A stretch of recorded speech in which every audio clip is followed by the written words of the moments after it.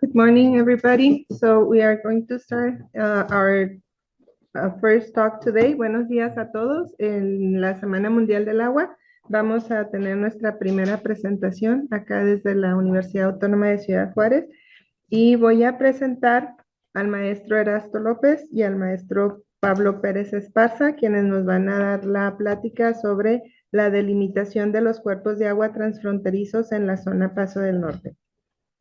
Primeramente voy a presentar al maestro Pablo Pérez Esparza, quien es licenciado en Derecho por la Universidad Autónoma de Ciudad Juárez. Hizo una maestría en investigación jurídica con énfasis en instituciones políticas públicas, también en la Universidad Autónoma de Ciudad Juárez.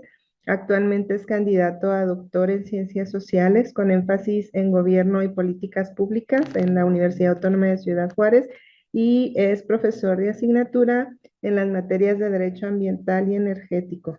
Está adscrito al Departamento de Ciencias Jurídicas de la UASFASA. Bienvenido, muchas gracias por estar con nosotros.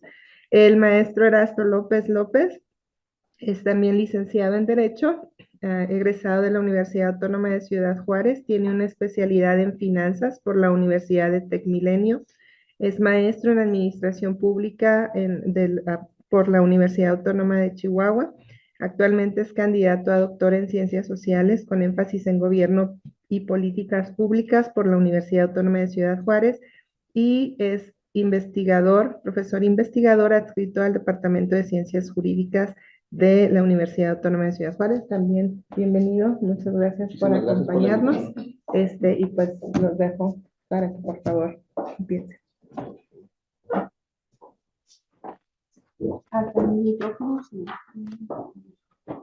Bueno, pues muy buenos días a todos aquí en Ciudad Juárez y en El Paso. Agradecemos el espacio que tenemos el día de hoy. Y pues bueno, vamos a nosotros hablar sobre la delimitación de los cuerpos de agua subterránea en la zona Paso del Norte. ¿Por qué Paso del Norte y por qué cuerpos de agua subterránea? Pues bueno, vamos a contextualizar un poco para ir desglosando todos estos puntos y saber por qué uno, por qué lo otro, ¿verdad? Siguiente, por favor.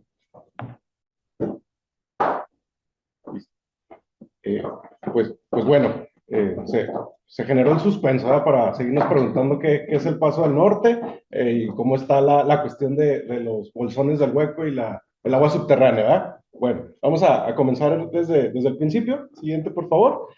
Vamos a precisar qué entendemos por Paso del Norte. Siempre hemos escuchado que aquí era el Paso del Norte, nuestra ciudad hermana se llama El Paso, pero El Paso, Texas. Entonces, hablar del Paso del Norte es hablar de historia, y una historia muy antigua. Antes, esta zona geográfica era una comunidad novohispana que recibía el nombre Paso del Norte. Antes de que existiera México, incluso antes de que existieran los Estados Unidos, ya existía un asentamiento humano que tenía como nombre Paso del Norte. ¿Por qué? Porque cruzando el río Bravo, los españoles, los peregrinos, se adentraban más en lo que era la conquista de la Nueva España. Entonces, por eso recibe el nombre de Paso del Norte.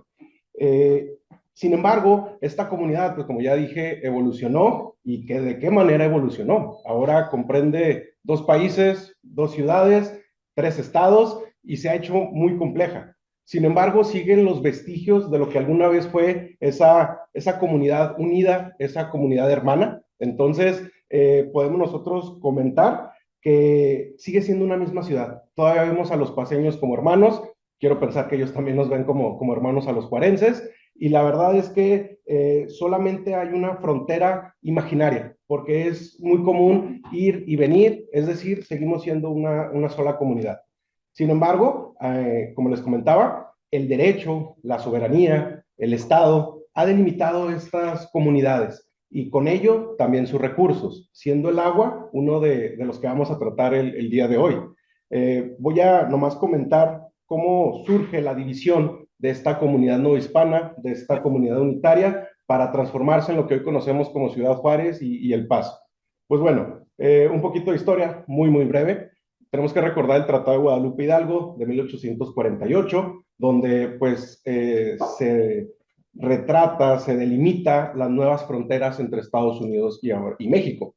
El río Bravo, que era la mitad, donde a las dos partes existía esta comunidad de Paso del Norte, ahora se configura como una frontera. Entonces, eso se delimita en el Tratado Guadalupe Hidalgo de 1848.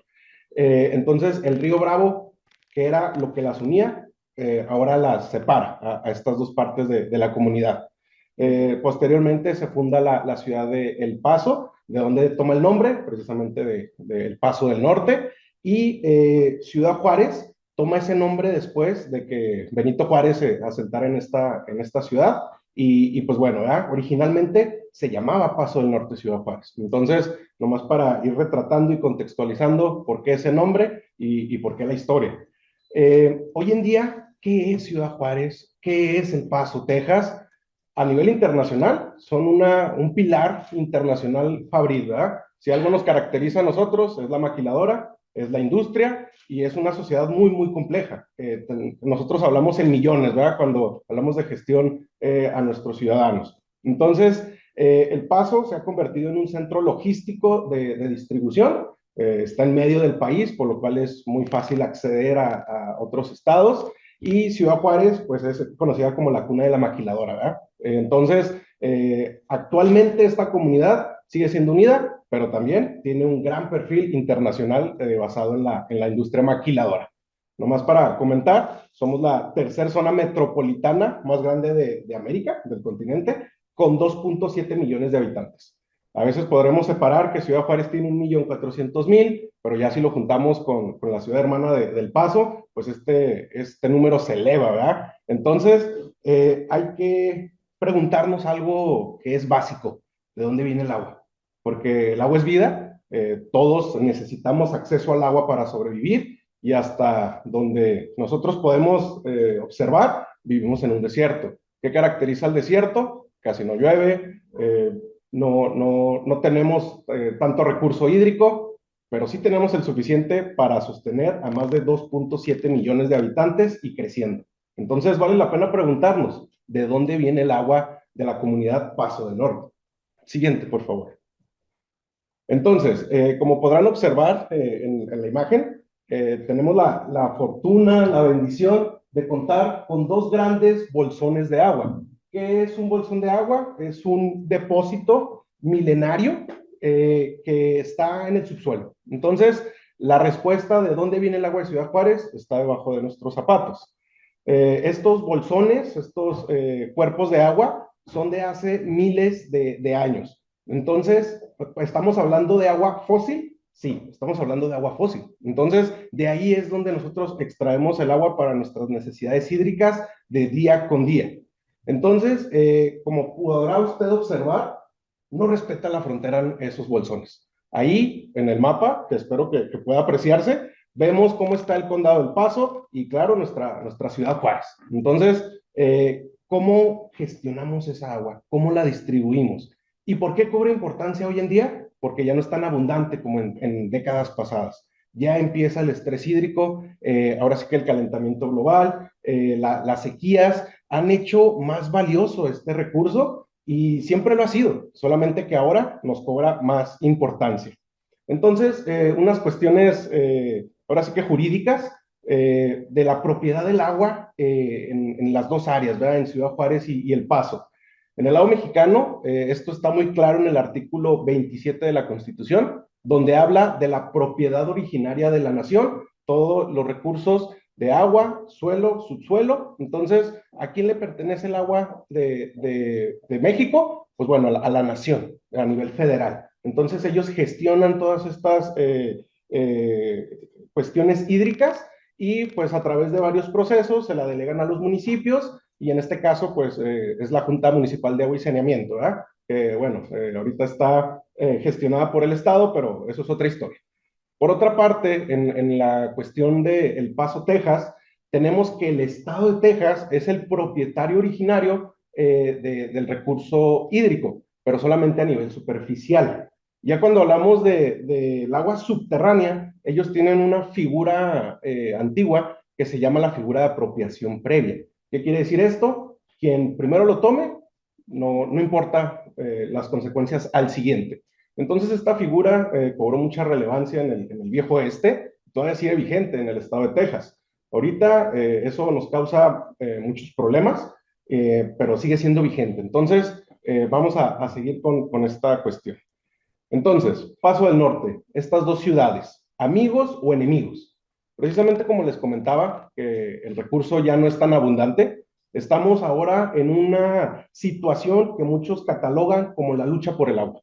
Claro está, hasta es una expresión, cada quien jala agua para su molino. Entonces, se están haciendo gestiones para precisamente asegurar ese recurso hídrico. El problema es que mientras más se extrae de un lado, el otro se ve afectado. Entonces, aquí, con menos recursos, vamos a tener un problema de más batallas, de más luchas por el agua, y eso es un problema muy serio. Ya cuando hablamos de la distribución del agua, tenemos que contextualizar que es diferente. El agua superficial y el agua subterránea se manejan de manera distinta. Hay diferentes tratados, diferentes leyes que los regulan y cada uno de ellos es muy importante. Entonces solamente les voy a comentar de manera precisa lo relativo al agua superficial, el río Bravo, que es el que compartimos entre Estados Unidos y México, y que son tres tratados. Ya les había mencionado el Tratado de Guadalupe Hidalgo de 1848, que establece la división entre Estados Unidos y México y genera los derechos de transitar libremente por el río, en aquellos tiempos donde no había escasez.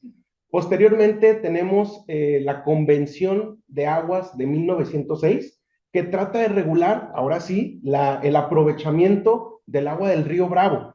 Solamente que la Convención de 1906 se trata, o más bien engloba, la parte de Ciudad Juárez, precisamente, hasta Los Cajoncitos, Chihuahua, o Fort Whitman. Entonces, es una extensión territorial muy pequeña, pero ahí se regula, ¿verdad?, de cómo va a ser el aprovechamiento del agua del río Bravo.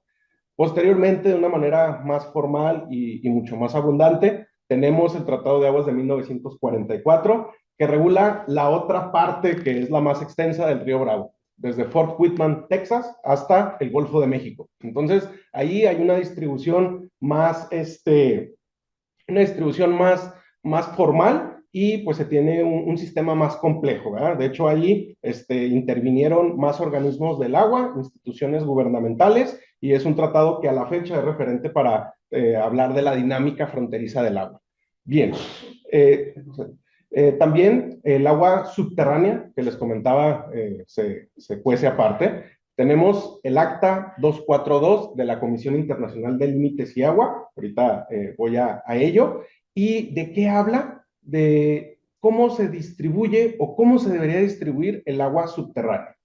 Hay que comentar que no es tan sencillo conocer el agua subterránea como sí conocemos la superficial. No sabemos cuánta nos queda. Sabemos que existe, pero no sabemos cuántos metros cúbicos existen, no sabemos la calidad de esto. Entonces, realmente tenemos una gran incertidumbre en ese aspecto. Y es curioso porque es la fuente donde más abrevamos nosotros agua para nuestras subsistencias diarias. Entonces, el Acta 242 se firma entre México y Estados Unidos para precisamente empezar a gestionar un acuerdo en agua subterránea. Sin embargo, no es muy profundo y creo que eso es algo que es importante remarcar. No tenemos un acuerdo formal, no tenemos un acuerdo ahora sí que sea viable más que esta acta. Entonces, eso es un problema, desde luego, porque estamos en una incertidumbre tanto en los niveles de agua y también una incertidumbre en pues la gestión legal de esa agua, la propiedad del agua. Técnicamente el Acta 242, lo resumo muy brevemente, dice que el acuerdo es que en el futuro deberá haber un acuerdo para distribuir esa agua subterránea. Y es que es difícil. ¿Cómo nosotros podemos distribuir un cuerpo inmenso que cubre las dos ciudades? Entonces, a falta de ese convenio, esto es lo último que tenemos. ¿Qué obligaciones se generan en esta acta? Pues bueno, de que no exista, que se limite la extracción y que se consulte un país al otro en caso de que haya un desarrollo de aguas subterráneas. Entonces, esta cuestión es importante. ¿Por qué? Porque, pues simple y sencillamente, es de donde más nosotros utilizamos el agua y desgraciadamente es el donde menos legislado tenemos. Entonces, es una cuestión muy interesante. Y precisamente hablando de la Comisión Internacional de Límites y Agua, ¿qué es? ¿Qué es la SILA? Bueno, pues es un organismo binacional que tiene su contraparte en Estados Unidos, que se llama la International Boundary Water Commission, y que precisamente trata de la limitación y la delimitación del agua, principalmente del río Bravo, pero se está extendiendo esta competencia a una cuestión de agua transfronteriza. Entonces, este organismo nos va a ayudar mucho en el futuro a precisamente configurar esa propiedad del agua, a ejercer esa soberanía del agua, porque hoy en día es una cuestión un poco difícil. Por último, tenemos el TAP, que es un programa, el Transboundary Aquifer Assessment Program, que es una ley local de Estados Unidos, una ley de ese país. Sin embargo, para lograr sus objetivos, que es el mapeo del agua subterránea, para precisamente, como les comentaba, conocer, develar lo que no es visible, necesita la cooperación y ayuda de México. ¿Por qué? Porque como ven en la imagen, la mitad del acuífero está en territorio mexicano. Entonces, una ley local necesita cooperación internacional, solamente para recalcar esta cuestión del paso del norte que no se ha ido, esta imperante necesidad de compartir no solamente un título de hermandad, sino compartir información y compartir gestión hídrica. Entonces, esto a veces es muy limitado por la cuestión de la soberanía. A veces queremos ver que trazar una línea y que esa línea se respete, pero el agua no sigue esa naturaleza. A continuación, mi compañero les va a hablar precisamente de las fronteras, ¿verdad? ¿Se alcanza el micrófono? Si no, para gritar más.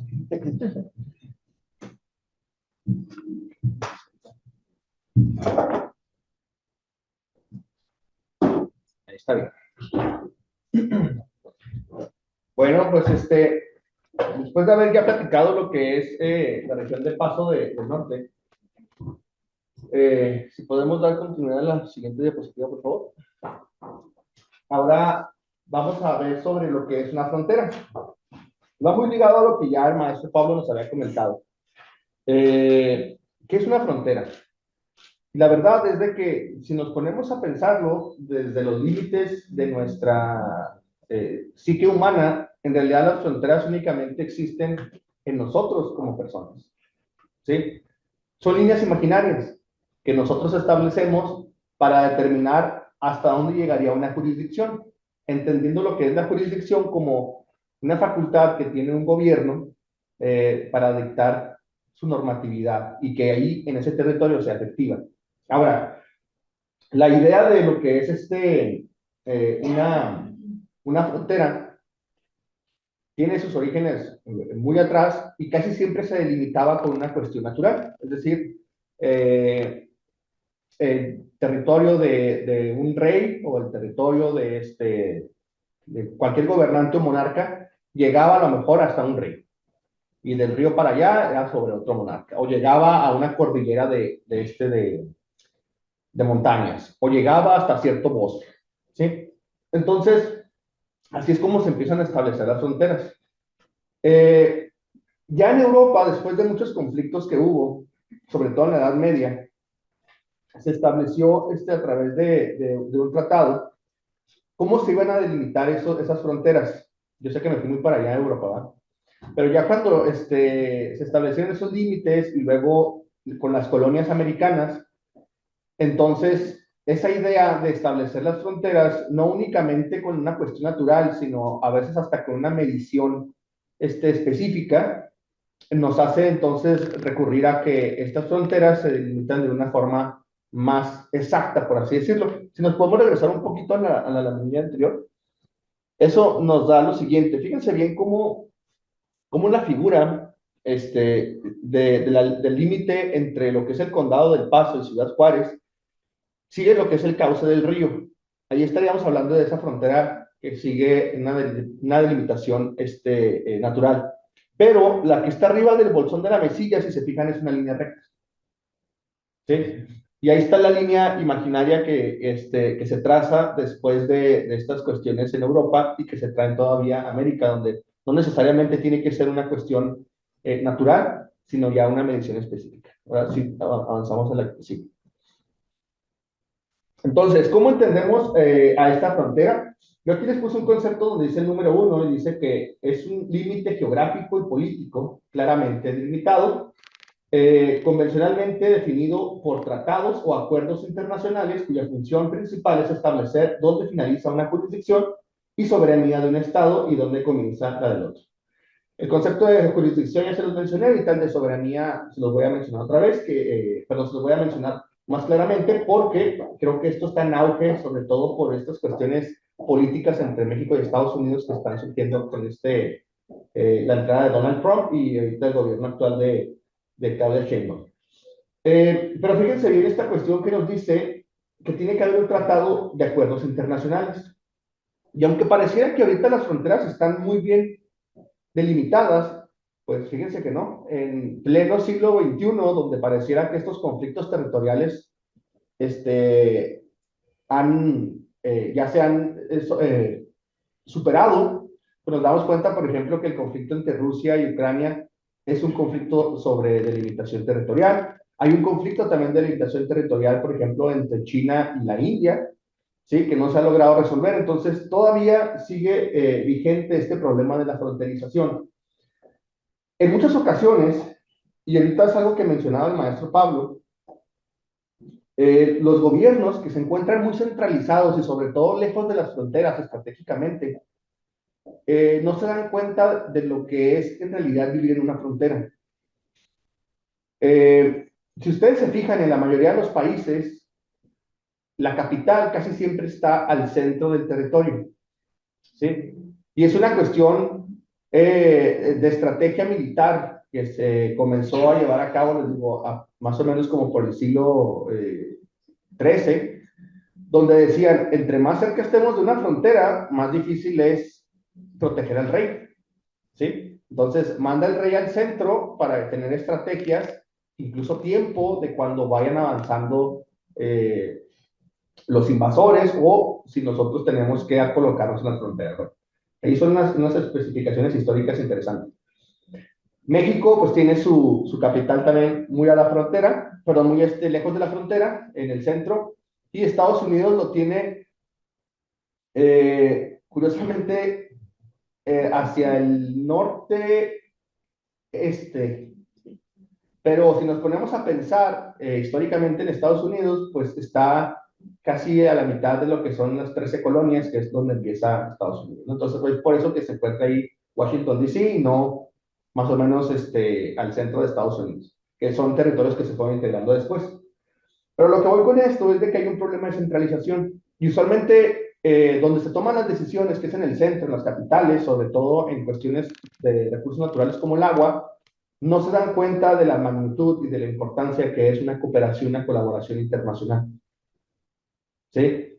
Y en muchas ocasiones, los tratados toman mucho tiempo, los acuerdos llegan tarde, cuando el problema ya es casi irreversible. ¿Sí? Y un problema que anteriormente fue político, como la frontera, la soberanía, la jurisdicción, se vuelve un problema ya prácticamente de vida cuando hay algunas cuestiones de escasez, como por ejemplo el agua. ¿Sí? Ahora, ahorita también el maestro Pablo mencionaba esta cuestión sobre por qué el agua es importante en nuestra región.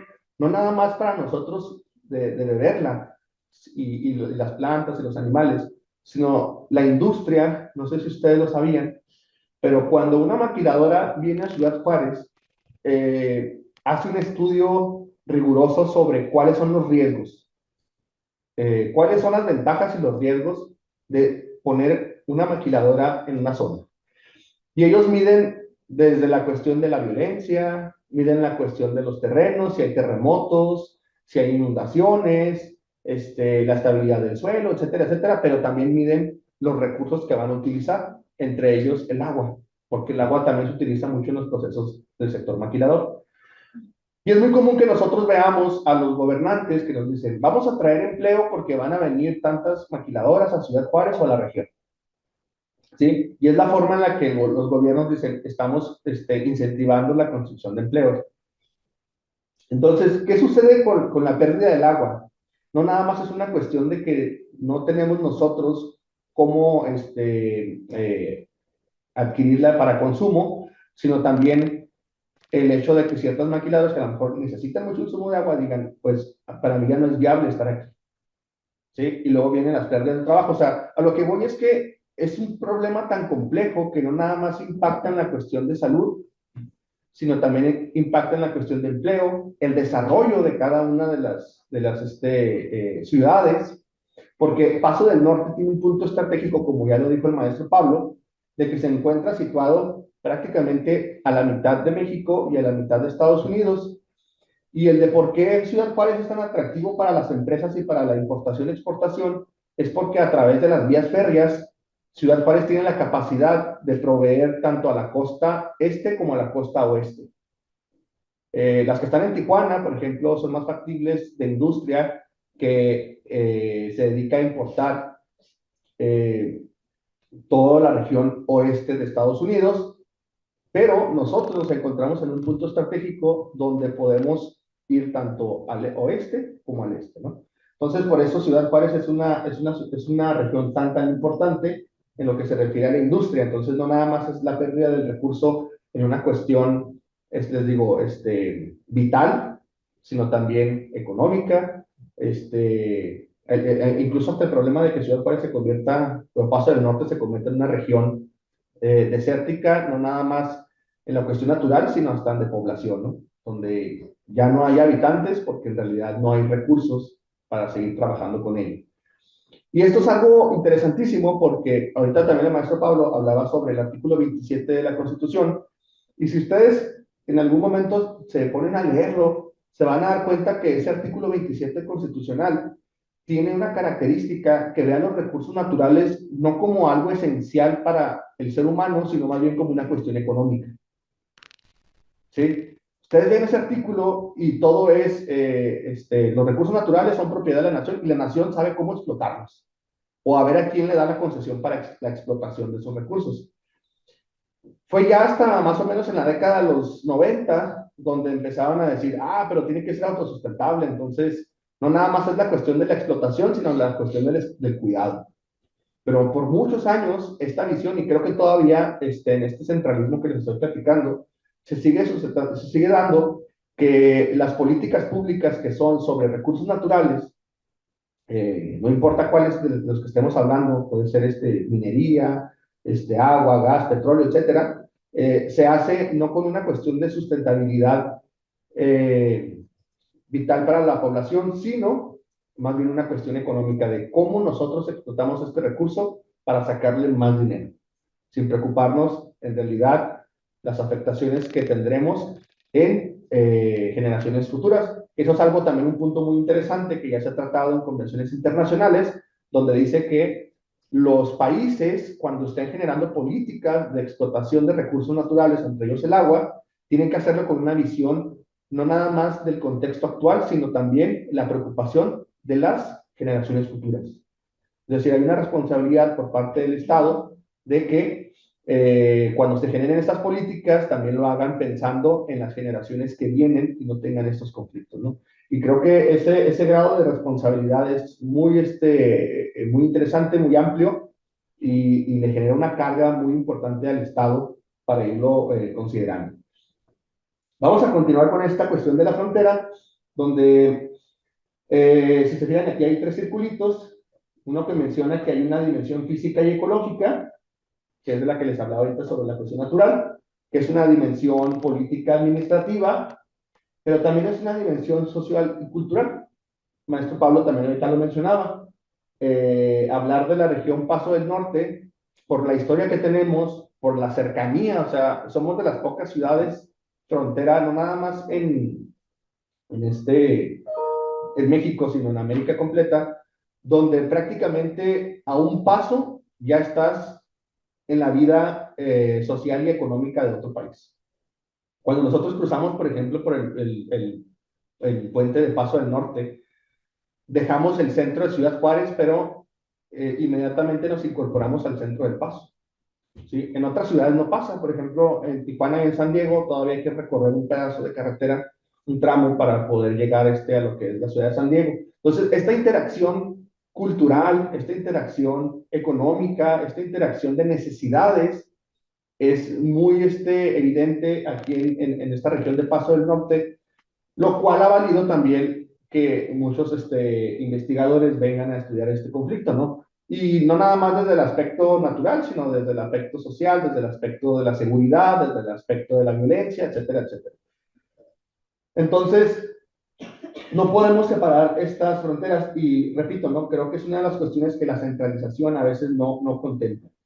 Entonces, estas fronteras, en el punto número 3, se convierten en espacios donde se negocian identidades, recursos naturales compartidos, migraciones, intercambios comerciales, flujos culturales y ambientales.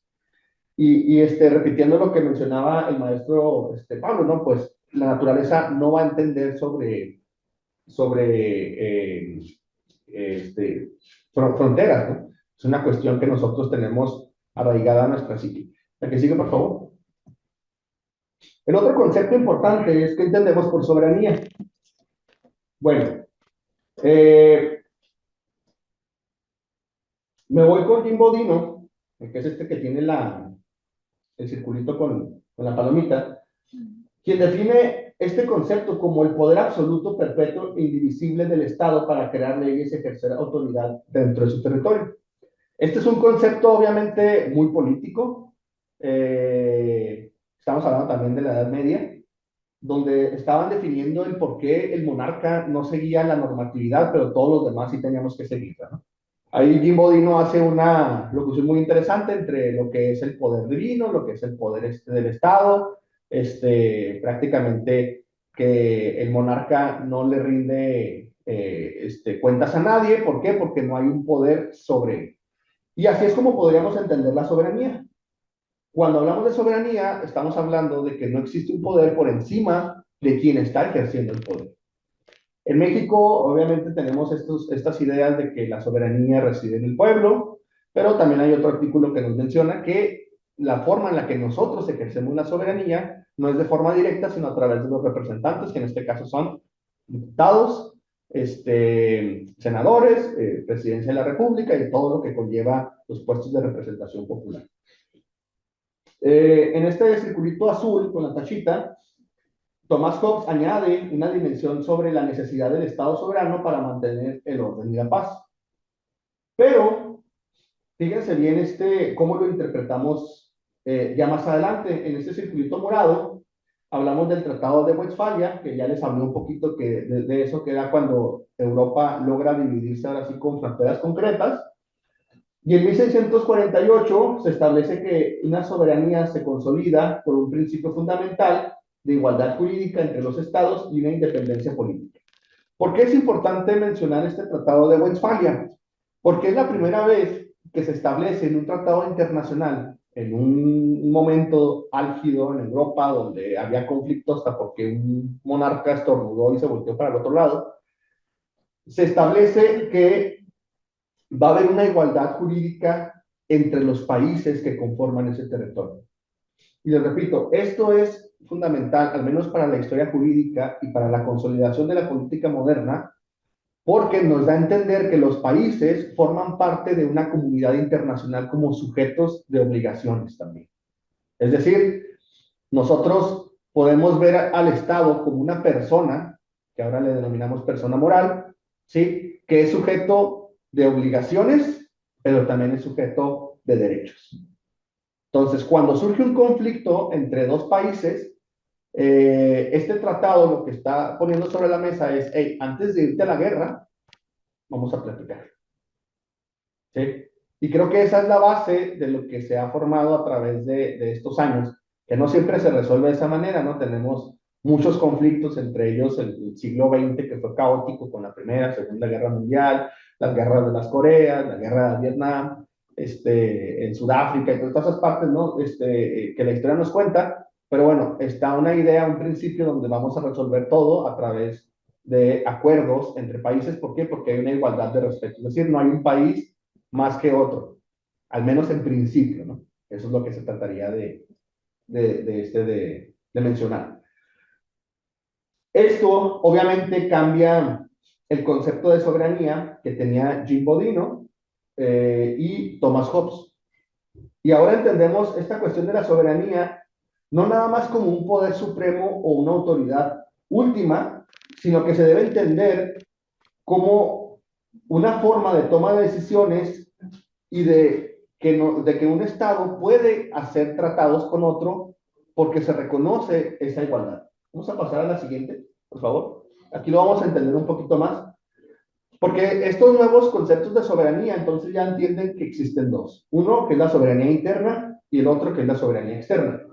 Y cuando hablamos de una soberanía interna, estamos hablando sobre esta capacidad que va a tener el Estado de poder gobernar de manera autónoma en los territorios. Es decir, y esto es lo que ha estado hablando la presidente Claudia Sheinbaum cuando menciona de que si Estados Unidos va a entrar con el ejército para combatir el narcotráfico, ella cuando está hablando de decir que hay una soberanía, aunque no lo dice de esa forma tácita, lo está diciendo, hay una soberanía interna. ¿Por qué? Porque es México quien tiene que decidir de una manera autónoma lo que sucede dentro de su territorio.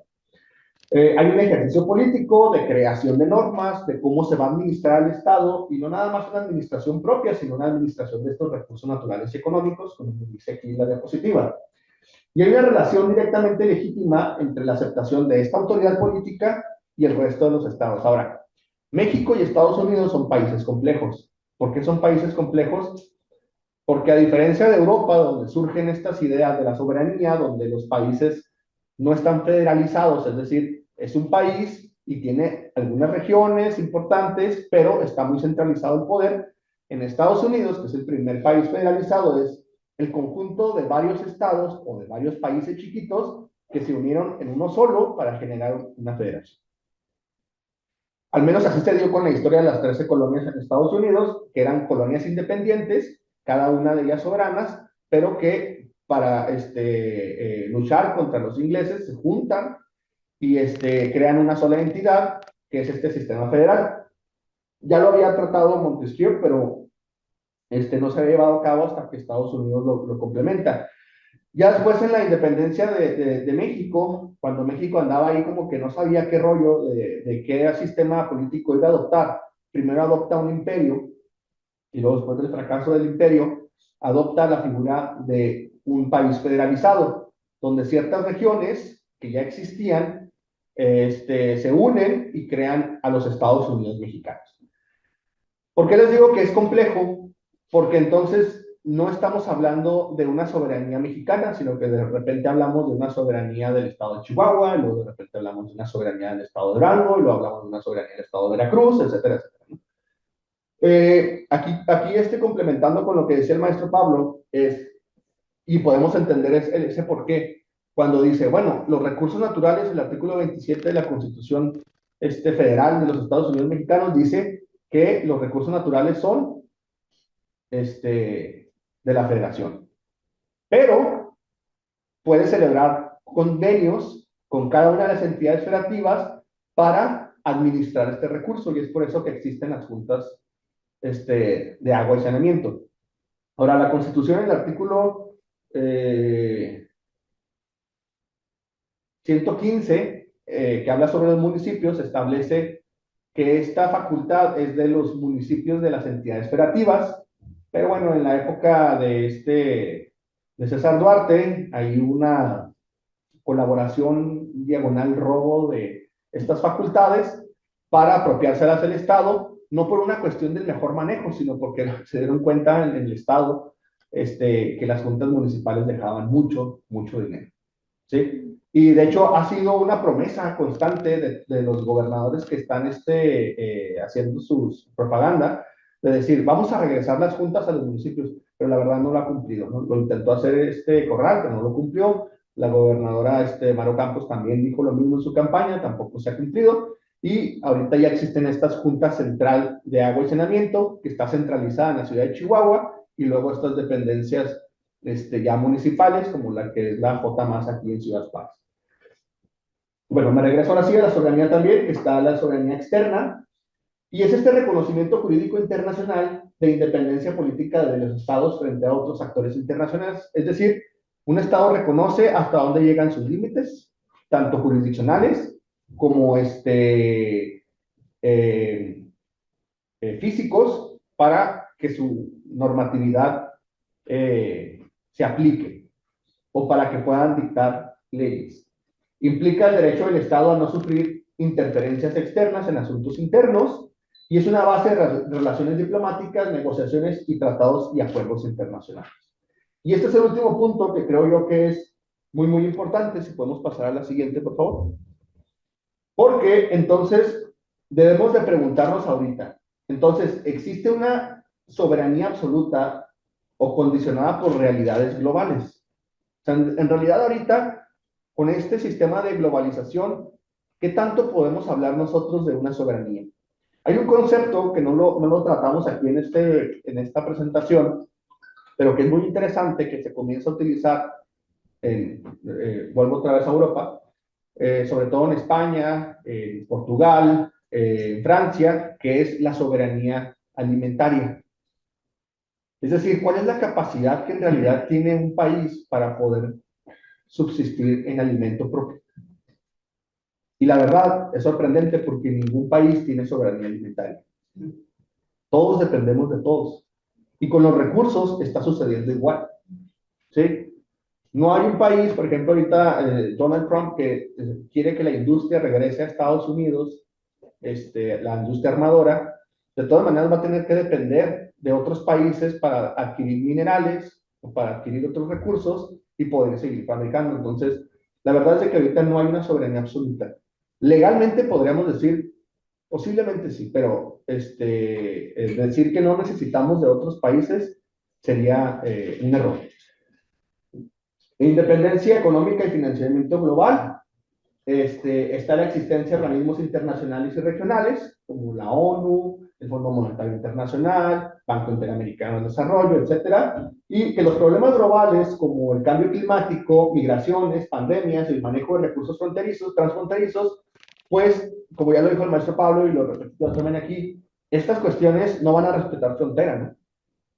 Por ejemplo, cuando se quemó, que hubo un incendio en el basurero municipal aquí en Ciudad Juárez, la contaminación no dijo, hasta aquí llego porque aquí ya es El Paso y es otro país. O sea, la región se contaminó completamente.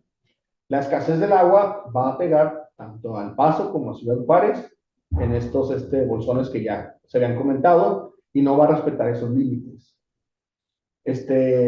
Cuando surgió lo de la pandemia del COVID-19, tampoco se respetaron esos límites. O sea, tampoco el COVID dijo, no, pues yo no puedo salir de China, ¿no? O yo no puedo cruzar a Estados Unidos, no puedo cruzar a México. O sea, entonces, sí es necesario que se contemple una idea diferente de lo que es la soberanía desde el punto de vista de la cooperación. Y esto nos lleva la siguiente diapositiva, que habla sobre el papel de la soberanía en una región como Juárez y El Paso, y específicamente ya regresando otra vez al caso del agua. ¿Qué nos está diciendo? Que la soberanía, en lugar de decirnos o de poner en la mesa un límite de fronterizo, de decirle a Estados Unidos, tú aquí no entras, o que Estados Unidos nos diga a México, ustedes de aquí no pueden opinar, más bien es una visualización de la necesidad de la cooperación binacional. ¿Sí? Más allá de las cuestiones políticas que surgen en el centro de cada uno de los países, es la necesidad de ver esta cooperación desde un punto de vista como lo tiene Ciudad Juárez y El Paso, que ya lo mencionamos. No nada más es una cuestión de limitación, sino también puede llegar hasta ser económica, puede ser cultural, puede ser social. El agua subterránea, como ya lo hemos mencionado, no reconoce los límites políticos. Hay una visión de explotación unilateral que impacta directamente la disponibilidad hídrica del otro, es decir, si Ciudad Juárez de repente empieza a consumir demasiado recurso, también esto impacta a las necesidades que tenga El Paso. O si El Paso lo empieza a hacer, también esto impacta en las necesidades que tenga Ciudad Juárez. Por lo tanto, sí es necesaria la cooperación y la colaboración. No solamente se trata de tener el control sobre el recurso, sino también proteger intereses de manera estratégica. Y este creo que es uno de los más importantes, porque cuando hablamos de soberanía en el concepto clásico se habla sobre controlar, sobre la cuestión del poder.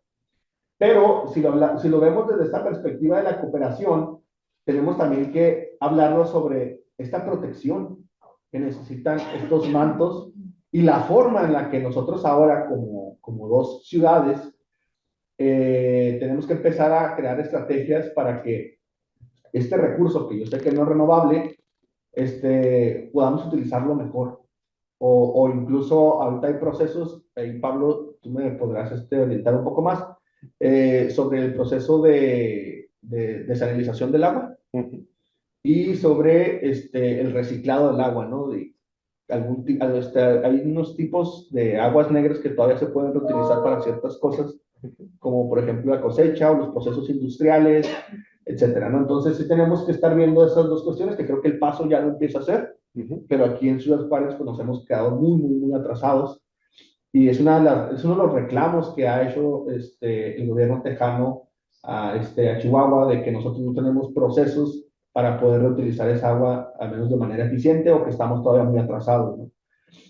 Bueno, el siguiente cuadro nos dice una soberanía nacional sobre aguas subterráneas queda limitado por las necesidades de establecer acuerdos puntuales y bilaterales. Como lo hemos estado mencionando, pues hasta ahorita estos acuerdos han ido más hacia una cuestión política y han dejado a un lado la necesidad de verlo como un recurso necesario para la vida de esta región. Y aunque parece contradictorio, en este caso la soberanía se ejerce mejor a través de una cooperación bilateral y no de una autoridad unilateral. Es decir, y lo repito, quitarnos otra vez esa idea del control, del poder absoluto, del tú no me mandas, a comenzar a vernos como dos naciones iguales, al menos en esta región, y esta necesidad de esta cooperación en este caso específico. Sí, siguiente, por favor. De acuerdo. Entonces, algo que nos comenta el maestro Erasto es que existe la soberanía, existen los límites, existen las fronteras. Y eso nos ha permitido funcionar como Estado en varias partes del mundo.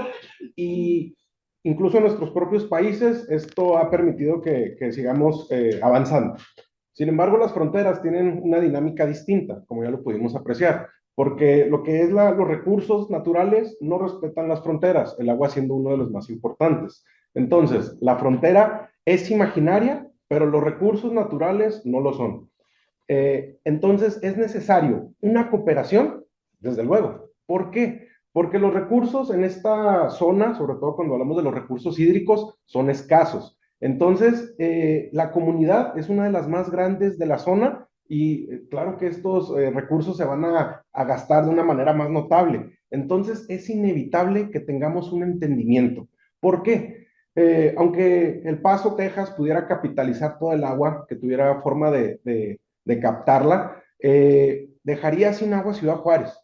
Esta ciudad se quedaría sin población y la industria ya no tendría un sentido. Entonces, ¿qué va a distribuir El Paso, Texas, sin la manufactura de Ciudad Juárez?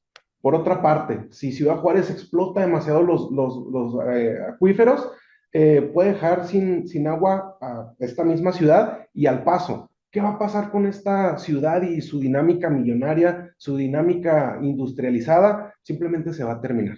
Entonces, por una cuestión de necesidad, se requiere una cooperación, porque si pensamos en los límites de la soberanía, si pensamos solamente en los límites de la frontera, los recursos no lo van a pensar y es imposible dividirlo, como comentábamos que eran los bolsones del agua. Esta necesidad ya se reconoce y ya se han tomado medidas en torno a instituciones conjuntas. ¿Por qué? Como les mencionaba ahorita con el caso de la ley federal local de Estados Unidos, el TAP, que necesita la cooperación de México para mapear su propio acuífero subterráneo. Han existido otros escenarios donde se requiere esta necesidad conjunta. ¿Por qué? Porque no somos Ciudad Juárez, no somos El Paso, somos Paso del Norte, cuando hablamos de este mercado global, cuando hablamos de esta supervivencia entre esta comunidad fronteriza. Entonces, les mencionaba también que existe la Comisión Internacional de Límites y Agua desde 1889. ¿Para qué? Para tratar precisamente todos los temas relativos a las fronteras, todos los temas relativos a los límites y sobre todo la gestión del agua del río Bravo. Entonces, esta, ahora sí que centenaria institución existe por necesidad. También cuando se firmó el Tratado de Libre Comercio, se crearon instituciones para manejar la cuestión económica en cuanto al medio ambiente, en cuanto a la infraestructura, para gestionar un mejor medio ambiente más sano, que es lo que conocemos como el NatBank. Literal, es un banco binacional donde se financian los proyectos que van a tener un mejor desarrollo y una mejor plataforma para poder seguir esta industria y que no nos gane la contaminación. Entonces, el progreso, que es lo que quiero que puntualicemos, el progreso de esta zona solamente puede llevarse a cabo si es conjunto. Si nos mantenemos en la soberanía, si nos mantenemos, que ahora sí que cada quien del lado de su frontera, no vamos a poder desarrollar como lo necesitamos. Y si a esto aunamos los efectos del cambio climático que urge una gestión eficiente, pues esta cooperación es también urgente. Entonces, en todos los programas se reconoce que es necesaria una cooperación binacional para poder cumplir efectivamente con los fines de esa conservación y esa mejor gestión del agua. Actualmente, ¿qué entendimientos tenemos? Los tratados que nos dicen, pues del Río Bravo ya más o menos se los retraté, y del Acta 242, que les digo, es lo más que tenemos actualmente en los bolsones subterráneos entre México y Estados Unidos, solamente tenemos un entendimiento para limitarnos. No tenemos un entendimiento para gestionar, para investigar de manera conjunta, solamente se menciona que hay que limitar la explotación de los acuíferos. Sin embargo, esta limitación ya no es posible.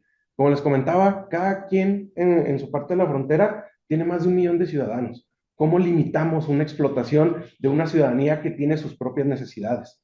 ¿Cómo limitamos ahora sí que los derechos básicos de la persona para su supervivencia? Es imposible. Entonces, además de que esta limitación no está muy bien configurada, no es posible. Entonces, ¿qué va a generar este tipo de competencia? Precisamente eso, una lucha, una competencia. Y existe una teoría que es muy interesante y que aplica muy puntualmente a este caso concreto, que se llama el dilema del prisionero. Esa teoría se las va a compartir el maestro Erasto y van a ver cómo está muy ad hoc al caso que estamos viviendo en la zona Paso del Norte y los efectos que pudiera tener en caso de no tener otro pensamiento. Gracias, maestro. Lo voy a hacer lo más breve posible por la cuestión del tiempo. La siguiente diapositiva. Esta cuestión del dilema del prisionero, que se utiliza mucho en la ciencia política, habla sobre lo siguiente. Aquí podemos ver en este dibujito, dice el prisionero A y el prisionero B. El prisionero A es el prisionero naranja y el prisionero B es el prisionero azul.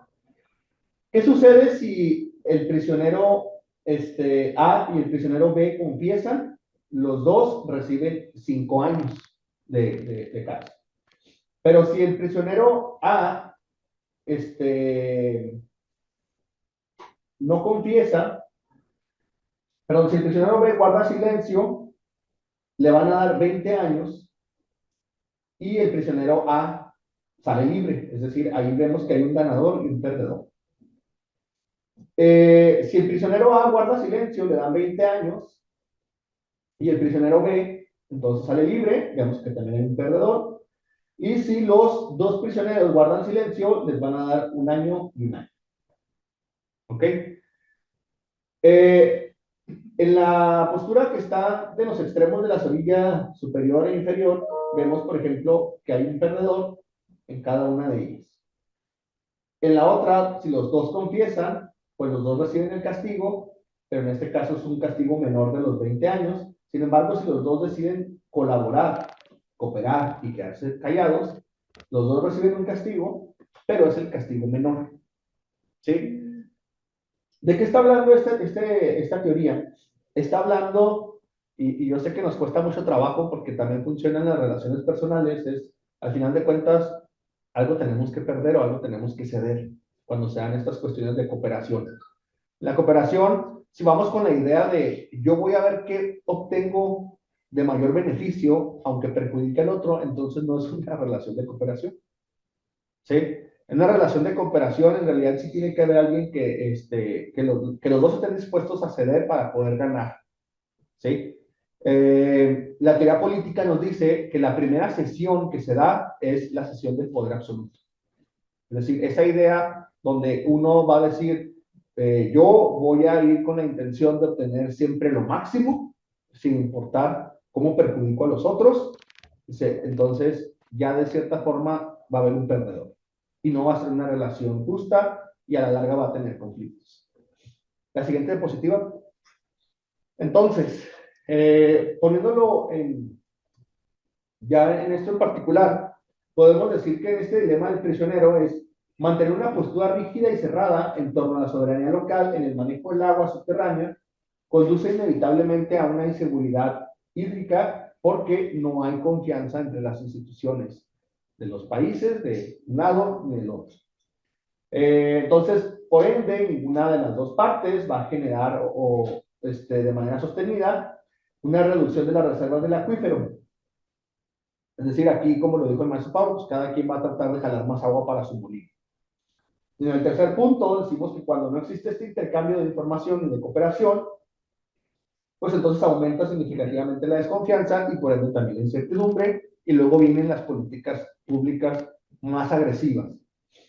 La historia nos muestra que estos conflictos locales, políticos, incluso diplomáticos, pueden fácilmente intensificarse hasta convertirse en disputas mayores en torno al control de los recursos estratégicos como el agua, que ya ha pasado en algunos países, sobre todo en África y al este de Europa.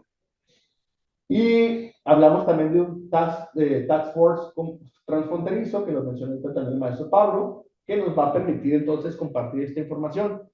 Creo que de lo que estamos hablando, el maestro Pablo y yo, es de que entendemos que esta cooperación pues va a ser paulatina, ¿no? Aunque la verdad es que ya se nos está agotando el tiempo como para decir, vamos paso a pasito. Pero bueno, paso seguro para no retroceder, compartir información. Hay información que tiene las instituciones de Estados Unidos, en este caso desde El Paso y de Texas, y hay información que tiene la de Ciudad Juárez, y que de alguna u otra forma han sido celosos en compartirlo, y creo que esta sería la primera manera de la cooperación para ahora sí llegar a estos acuerdos de los que hemos estado hablando. Siguiente, por favor. Bien, entonces nosotros comentamos que es necesaria una cooperación. De no haberlo, tenemos un escenario catastrófico. Sin embargo, hay varias teorías y de hecho varias instituciones que sostienen que esta cooperación no es necesaria. A final de cuentas, la tecnología es suficiente y nos va a permitir, sin necesidad de tener en consideración a Ciudad Juárez en el caso del Paso o viceversa, sentarnos en la mesa y platicar y, como decía el maestro Erasto, ceder. Sin embargo, esto también tiene sus efectos. ¿Por qué? Porque el agua no es que se acabe, el agua se contamina. Entonces, se interrumpe el ciclo natural del agua y esta se contamina. Para nosotros, ¿qué significa? Que no la podemos consumir, porque esa agua deja de ser potable. Entonces, la tecnología, ¿qué es lo que realiza? Simple y sencillamente la purifica, pero de simple y sencillo no tiene absolutamente nada. Entonces, ese proceso es sumamente oneroso. Y el agua, que es un recurso que casi nunca ha tenido costo, realmente nuestro recibo de agua, ¿qué es lo que cobra? El servicio. El agua nunca se ha cobrado. Entonces, que en esta nueva dinámica en la cual no hay cooperación y hay tecnología, ¿qué es lo que va a producir? Que el agua, que siempre fue de alguna manera gratuita, el agua, que siempre ha sido necesaria, empieza a costarnos y costarnos bastante. Entonces, existen otros tipos de agua, que es lo que les muestro en el gráfico. Eso lo comparte la institución de El Paso Water, donde nos indica estos índices. Si pueden observar, a lo mejor no tanto, yo se los digo, la fuente más económica es la fuente subterránea.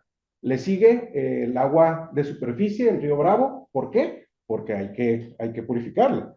Le sigue la desalinización. ¿Qué es esto? El agua que nosotros tenemos en esta zona tiene altos índices de salinidad. Creo que no tengo aquí que explicar tanto porque a todos nos ha tocado ver esa salecita en el grifo, esa arenosidad, ¿verdad? Cuando nos bañamos. Entonces, eso ya está purificado, es un proceso que le quita esas sales, entonces ya va siendo más oneroso. Tenemos también agua de recuperación y almacenamiento de los acuíferos. También es cara, es mucha gestión. Tenemos sistemas avanzados de purificación de agua y por último, la más cara y también la más ineficiente es la importación. Entonces, ¿qué quiero decir con esto? Que el encarecimiento del agua hará que sea accesible solamente para quien pueda costearla. ¿Por qué? Las leyes del mercado son muy crueles, eso ya lo sabemos. Entonces, este recurso, que es un derecho humano, una necesidad básica, por eso es un derecho humano, va a entrar en el mercado, dejando vulnerable a quién? A los más desprotegidos. Entonces, esta cuestión no se trata de mi soberanía, tu soberanía, se trata de una cooperación. ¿Para qué? Para mantener fuentes hídricas viables. ¿A qué me refiero con la viabilidad? Con el costo, con la tecnología sí, que venga, pero no que sea nuestra base, que no sea de la única fuente de la cual proviene nuestro recurso hídrico. Entonces, sí se requieren soluciones certeras. Siguiente, por favor. Entonces, aquí, ¿qué es lo que se propone? ¿Cómo tenemos esa dinámica de cooperación? Existe la gobernanza, y en este caso sería una gobernanza hídrica binacional, o como le pusimos el título, Paso del Norte H2O. ¿Qué entendemos por gobernanza? Pues es la participación de diferentes actores, que es el gobierno, las empresas, organizaciones y, claro, los propios ciudadanos. ¿Con qué finalidad? Lograr objetivos comunes, de manera que sea eficiente para todos, que todos tengan ahora sí que beneficios de esos acuerdos, y esto genera unos resultados tremendos en cuanto a transparencia y la responsabilidad. Entonces, ¿es posible una gobernanza en la zona Paso del Norte? ¿Es posible con estas cuestiones tan delicadas como la soberanía, la propiedad de la nación, la propiedad del Estado de Texas? ¿Es posible? Bueno, quiero comentar dos escenarios donde les comento que sí, sí es posible. Por ejemplo, en el estado de California existe el Distrito Sur de Agua Metropolitana. Se oye muy complejo, pero ¿en qué consiste esto? Son 26 entidades, son 26 miembros que incluyen ciudades, distritos de agua y otras agencias públicas. Aquí ellos, mediante la gobernanza, tienen en representación a más de 19 millones de personas, en lo que viene siendo Los Ángeles, Orange County, Riverside, San Bernardino, San Diego y Ventura. Entonces, ¿cómo es posible esa gestión? A través de la gobernanza. Sabemos que California es famoso por su agricultura, también por su turismo, por su industria inclusive. Entonces, ¿cómo convergen todos esos intereses? Vuelvo a decir, la gobernanza. Entonces, ¿es posible? Desde luego que es posible. Claro está que va a ser complejo, pero si no empezamos a tomar medidas, si no empezamos a realizar esas gestiones, simple y sencillamente vamos a complicar el acceso al agua. Por otra parte, ya en esta área, porque California está un poco lejos, les quiero platicar de lo que es la AMAC, Asociación de Maquiladoras, o que actualmente se conoce como INDEX.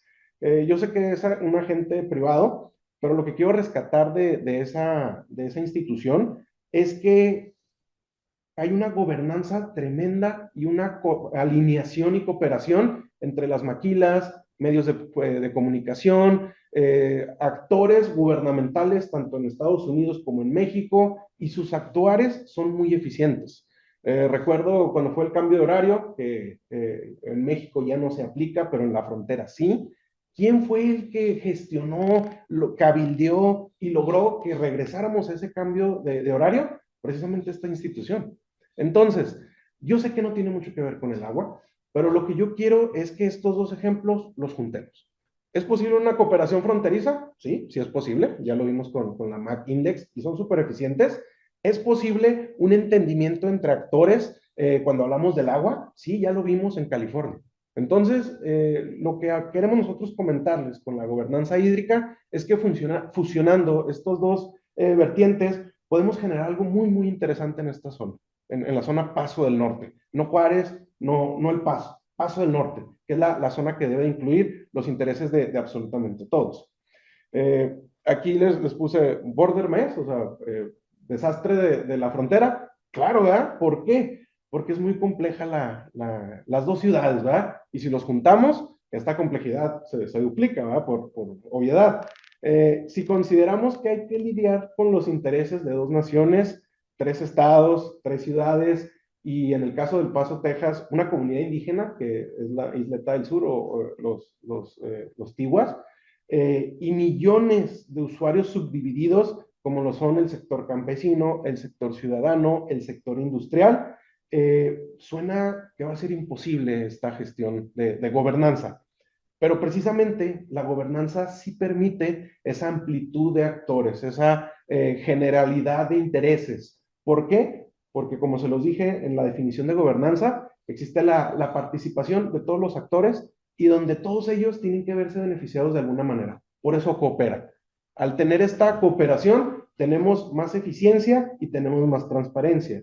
Dos adjetivos que necesitamos con urgencia, porque el calentamiento global, la sequía, los efectos de invernadero han estresado mucho a los cuerpos subterráneos de la región.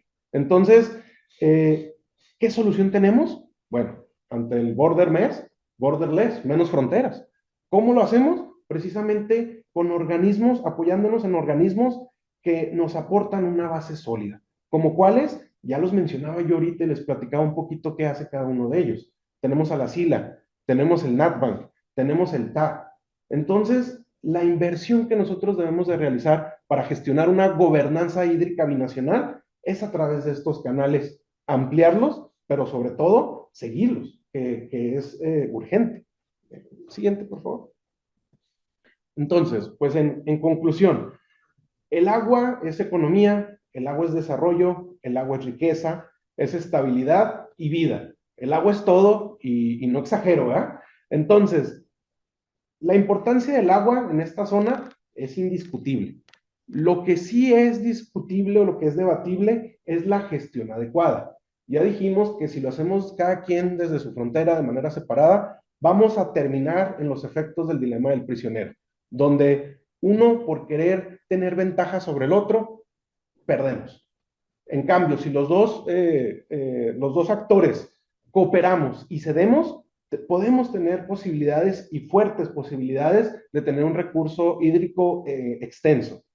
Eh, Aunque de momento esto parezca que no es urgente, porque al momento tenemos libre acceso al agua, hay que decir que ya empezamos a necesitar o a escasear este recurso.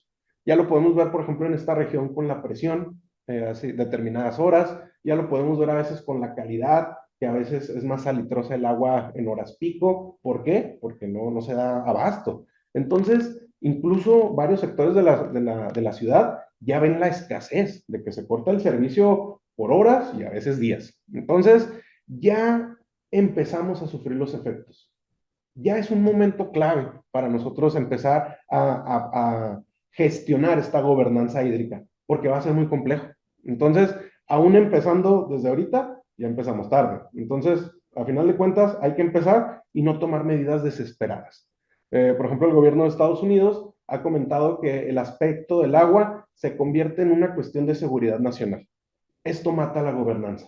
¿Quién va a reclamar esa agua cuando es seguridad nacional? El ejército.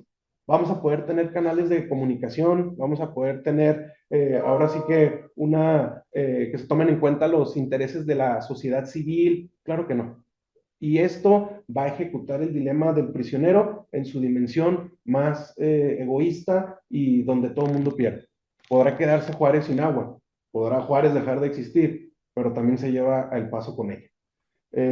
Las fronteras son las que son imaginarias.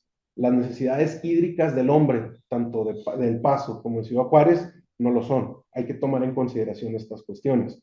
Las ciudades hermanas, que Ciudad Juárez y El Paso no es la única, deben seguir siendo hermanas para poder crecer como hasta ahora lo han hecho. ¿Por qué ha logrado tanto desarrollo El Paso? ¿Por qué ha crecido tanto Ciudad Juárez? Porque siempre hay una cooperación y apoyo mutuo entre estas ciudades. Entonces, es imposible una separación social, es imposible una separación hídrica. ¿Qué se requiere? Una cooperación. Esa cooperación es obligada. Entonces, la gobernanza es la solución a esos conflictos. ¿Por qué? Porque es eficiente, es transparente, incluye a todos, pero sobre todo inhibe competencias sin ganadores, como las que mencionábamos con el dilema del prisionero. Me gustaría concluir diciendo que, pues bueno, el agua es importante, atesórenla, y pues el 22 es el Día Internacional del Agua, y pues bueno, muchas gracias por estar aquí y escucharnos.